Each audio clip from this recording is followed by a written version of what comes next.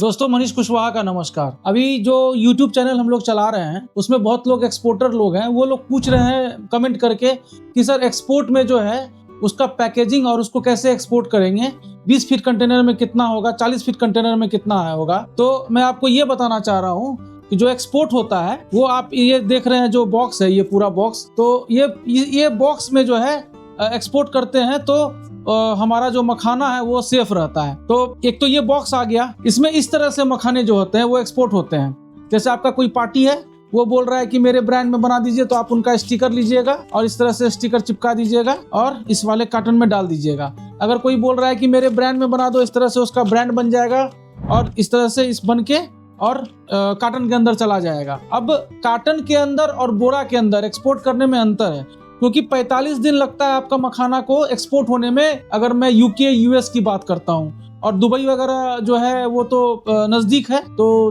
3 से 4 दिन में शिपिंग होता है। तो अगर दूर जाएगा तो मखाना एक महंगा आइटम आज के डेट में हो गया है, तो उसको जो है बहुत तरीके से हम लोगों को शिप करना होता है। अगर मैं 100 ग्राम की बात करूं तो ये जो 100 ग्राम है ये 72 पीस इसके अंदर आएगा। इस कार्टन के अंदर 72 पीस आएगा पूरा कार्टन के अंदर। तो जो एक तो नेट वेट होता है, दूसरा ग्रॉस वेट होता है। तो 7 किलो 200 नेट वेट होगा और 10 किलो 500 आपका ग्रॉस वेट होगा। ग्रॉस वेट में कार्टन का वेट भी शामिल होता है। उसी तरह अगर कोई बोलता है कि मुझे 200 ग्राम का चाहिए, तो 200 ग्राम में आपका 36 पीस इसके अंदर आएगा।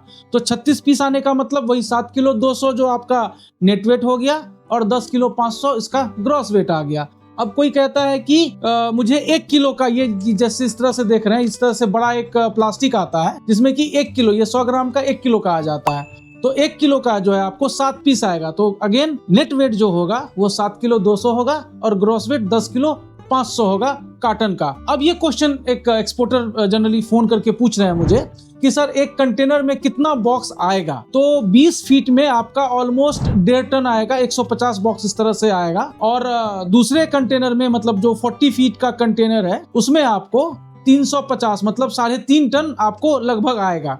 तो इसमें मैं एक और एक्सपोर्टर को सलाह देना चाहूंगा, क्योंकि मखाना जो है वो लाइट वेट होता है। तो आप क्या करें, 40 फीट का कंटेनर लें और उसको मिक्स कंटेनर बनाएं। जैसे कि आपने आधा चावल रख लिया 20 टन वाले में, और 20 टन जो आपका जो खाली गैप बचता है उसमें आप जो है 1.5 टन आप ये डाल दिए। तो जो आपका कंटेनर है ना, उसका वजन बराबर हो जाएगा, मतलब कुछ एडजस्ट हो जाएगा, नहीं तो वॉल्यूमेट्रिक वेट हो जाएगा। तो आपको जो शिपिंग कॉस्ट है, अगर आप बाहर भेज रहे हैं, तो बहुत ज्यादा हो जाएगा। अब रहा कि मैं आपको दूसरे वीडियो में ये बताऊंगा कि इसका जो है लंबाई चौड़ाई और ऊंचाई सीबीएम कैसे निकालते हैं। तो सीबीएम निकालना आप जान जाइएगा, तो उससे क्या होगा, आपको मालूम चल जाएगा कि कंटेनर में जो है वो सीबीएम कैसे निकाला जाता है, और कितना इसमें चावल डाला जाए, और कितना या गुड़ डाला जाए, और कितना मखाना का इस तरह से बॉक्स डाला जाए। तो चैनल को सब्सक्राइब कर लीजिए, लाइक कर लीजिए और शेयर कर लीजिए।